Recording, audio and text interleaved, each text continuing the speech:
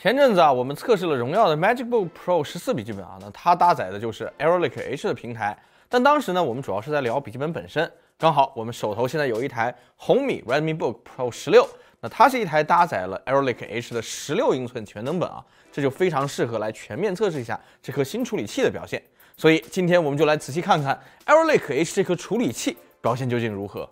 那首先要明确的是什么呢？Aero Lake H 啊，它就是 Meteor Lake H 的直接换代产品，它的整体设计几乎和 Meteor Lake H 是一模一样的，同样是分为 Graphic Tile、SoC Tile、IO Tile 和 Compute Tile 4个部分啊。那这次主要更新的就是 Compute Tile 和 Graphic Tile， 那其他部分呢，则继续沿用前代的模块。CPU 部分同样的6+8+2的核心规格，同样的缓存配置。那6颗 P 核和8颗 E 核呢，分别更新到了 LionCorp 架构和 SkyMount 架构，使用 N3B 工艺制造，并且呢取消了超线程技术。那由于2颗 LPE 核心位于 SoC Tile， 而 SoC Tile 没有更新啊，所以它依然是 Crest Mount 架构。那同理呢 ，NPU 也依然沿用了 Meteor Lake 的设计。GPU 方面则是在上代的基础上进一步增加了 XM 单元和更大的缓存啊。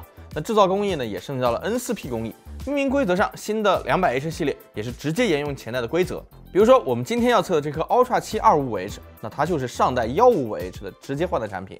满血的6+8+2核心 CPU 和2K140T GPU， 那它和 Ultra 9的区别啊，就在于频率稍低一点。但是呢 ，Ultra 7毕竟才是最主流的型号。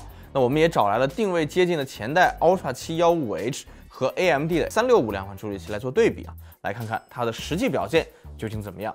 那我们测试用的笔记本呢，是这台红米 Redmi Book Pro 16 2025款，它是一台16英寸的全能本。那我们测试的这台机型呢，是搭载 Ultra 7 255H 加32G 内存加1T 硬盘的配置啊。它拥有2A 2C 一个 HDMI 一个3.5毫米的接口配置。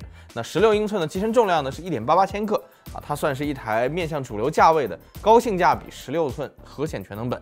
那散热方面呢，它搭载了一个散热管散热模组，出厂时候呢搭载了一块 1TB 2242固态，提供了一个额外的2242硬盘扩展位。那最重要的呢是它搭载了一块99瓦时的大电池。目前国补后这台 Ultra 7版本的售价在5000块钱左右啊，性价比还不错。那当然，我们这次测试的重心并不在这台笔记本本身啊，因此呢，我们针对不同定位的笔记本模拟了2档功耗下的性能表现。那分别是模拟轻薄本常见的45瓦 PLE 功耗强和全能本当中才会出现的80瓦 PLE 功耗强，来直观看看它在这2档功耗下，相较于上代提升有多大，以及和对手相比表现如何。咱们先来看 CPU 性能啊。在 Cinebench R23的多核性能测试当中，45瓦功耗强下，它的表现比前代155H 强了15%左右，基本上和对手的365处在同一水准。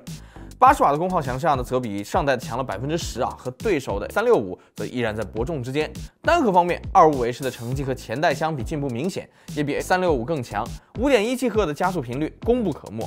那我们进一步测试了从15瓦到80瓦的 R23能效曲线，你可以看到，即便是没有了超线程，255H 相较于前代的155H 也是有着非常显著的进步的。和对手的365相比，在50瓦以下的中低功耗区间要稍弱，但是后劲儿呢也确实比较足啊。那么在75瓦和80瓦的2档功耗下呢，它就超越了365。那考虑到它没有超线程啊，在 R23里面本来也就比较吃亏。它的能效表现综合来看还算不错，但是如果你要和核心更多的 HX370对比的话呢，它就讨不到什么优势了。那么 Cinebench 2024里 25H 的表现会更出色一点，多核下它在2档功耗下都要显著强于155H 和365，单核也凭借着 5.1G 赫的加速频率和 IPC 提升拔得头筹啊，表现不错。那看完了 Cinebench 的表现，咱们再来看看它们的 GPU 性能。那在世界上最好玩的游戏 3D Mark 里，我们测试了从15瓦到60瓦的 SNL 成绩，可以看到这几颗核显的功耗呢，其实都没有非常高啊。你像这个255H 的核显，跑在30瓦左右就已经能够完全跑满了。至少从 SNL 的成绩上来看，它的 GPU 能效比155H 和365都要来得高。那在 TimeSpy 的测试当中，2个功耗强下，它的性能其实并没有什么区别，毕竟 GPU 并没有那么高的功耗啊，也是比155H 小幅提升一点啊。成绩呢倒是比365高出了一截啊。不过你也知道 ，GPU 光看跑分是没啥用的啊，毕竟英特尔的 GPU 在 TimeSpy 里的成绩一直都特别的高啊。要知道是不是高分低能啊，还是得看实际游戏里的表现。待会儿我们也会来实际测测看它的游戏里的表现到底如何。那我们也测试了 Ultra 7 255H 的核心延迟表现。那么在 Compute Tile 里的几颗核心之间的延迟呢，比起 Meteor Lake H 有了进一步的降低。那 SoC Tile 里的 LP 核心延迟降低的幅度甚至更多。那看起来这一代的核心延迟表现挺不错的。那接下来咱们来看看几个软件里面的实际性能表现啊。那首先来看看 7zip 压缩和解压测试的性能。无论在哪种功耗下，25H 在 7zip 压缩测试里都比 155H 稍强啊，和365比较接近。但解压性能上，它和155H 呢就比较接近，比365要稍弱一些。那接下来是 Blender， 在 Blender 的 CPU 项目里，25H 在45瓦功耗墙下比155H 有一定进步，但是稍弱于365啊。在80瓦功耗墙下则赶上了365啊，也以超过10%的幅度继续领先于前代的155H。在 GPU 测试当中，25H 的 ARC 140T 核显一骑绝尘啊，相较于前代的155H 有比较大幅度的领先。那这个呢，也要显著领先于365的 880M 核显。看来新核显在 GPU 离线光线追踪场景下的性能提升是比较显著的。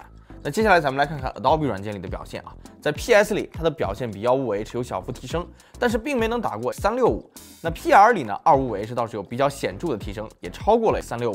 不过25H 因为并没有更新 SOC Tile， 所以它的视频编解码能力其实和155H 并没有什么区别啊。那这个性能提升幅度是 CPU 和 GPU 的提升所带来的，而且这个成绩几乎和之前测试的 M4 MacBook Air 没什么区别啊。可以说，至少在 PR 里啊 ，Arrow Lake H 处理器的笔记本呢，基本上和基础款 M4 的表现没什么差距啊。那这个对于轻量级的视频剪辑需求来说，已经比较够用了。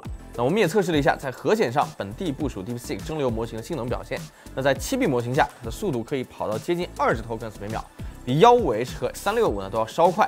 那这个速度的可用性已经非常高了。那它在14B 下呢，也可以跑到接近9 tokens 每秒的速度。那如果你对吐词速度的要求没有那么高的话，它也是有一定可用性的。那综合生产力工具的成绩看下来 ，Arrow Lake H 相较于前代的 Meteor Lake H 更多属于一种稳步进步的提升啊，它并不会带给你什么惊喜啊，但也不会像台式机一样啊给你带来惊吓，算是一次比较稳健的常规迭代。那么在不搭配独显的情况下 ，Arrow Lake H 的游戏表现又如何呢？我们简单测试了几款游戏，那如果没有特别说明的话呢，画质设定呢就都是 1080P 低画质啊。要注意的是，365的默认显存分贝仅为4GB，会严重影响游戏性能，所以游戏部分呢，我们是设置到16G 的显存分贝来进行测试的。首先来看看竞技网游 CS2 当中的表现。255H 的能效表现非常不错啊，你可以很明显的看到啊，即便是在80瓦的功耗墙下，它的功耗也只是40瓦左右的量级啊，这也使得它在2档功耗墙下甚至没什么性能区别。而365在游戏里的功耗呢，就明显要高不少。那如果是45瓦功耗墙，基本上就会跑得全程撞墙的情况啊。但高功耗也带来了不错的性能表现，365的平均帧依然高于25H，而且25H的新核显在这里确实提升幅度很小啊。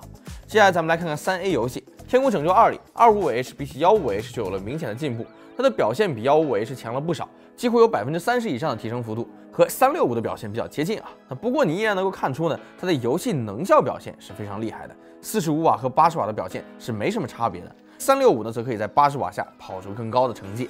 接下来是怪物猎人荒野，在怪猎里呢，2颗英特尔核显的表现就有点不尽如人意了，不清楚是不是驱动的原因呢？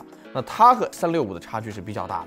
看起来英特尔在这个游戏里还真的是需要好好优化一下核显的性能表现。老朋友赛博朋克2077当中，25H 延续了它的特色，基本上45瓦就可以同时喂饱跑满了 GPU 和 CPU 啊，那能效表现不错。那比起155H 呢，大概有10%左右的提升，但这颗核显即便是跑满，还是要比365的核显要弱一些啊。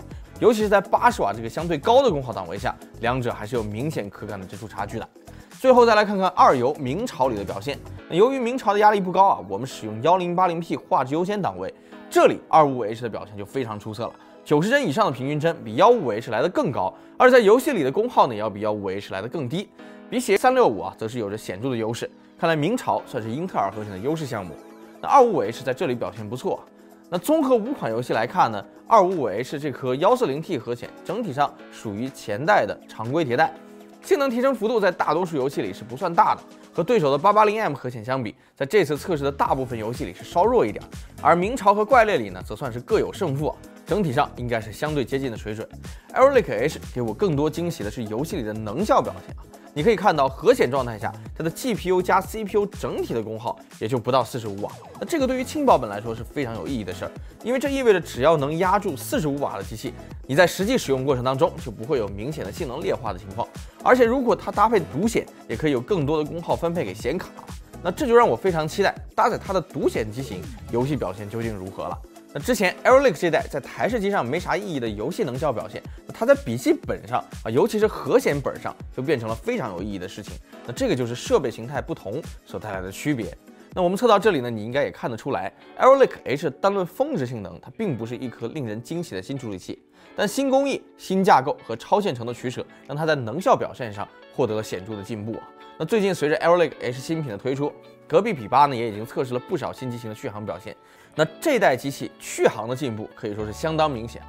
它把 Windows 的标压笔记本推到了10小时续航这个级别，虽说和 M 系列的 MacBook 以及英特尔自家的 Lunar Lake 产品还是有一些差距，但是这个呢，对于大部分用户来说，也已经进入到了这个不太需要续航焦虑的范畴啊。至少在轻薄本和全能本领域 ，Aero Lake H 的表现是可圈可点的，尤其相比较于前代的 Meteor Lake 有着全面的进步。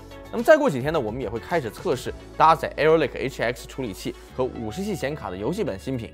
那么 Aero Lake 架构的能效优势是否会在游戏本上得到体现呢？我们就拭目以待啊！别忘了点个关注，及时收看我们的更新。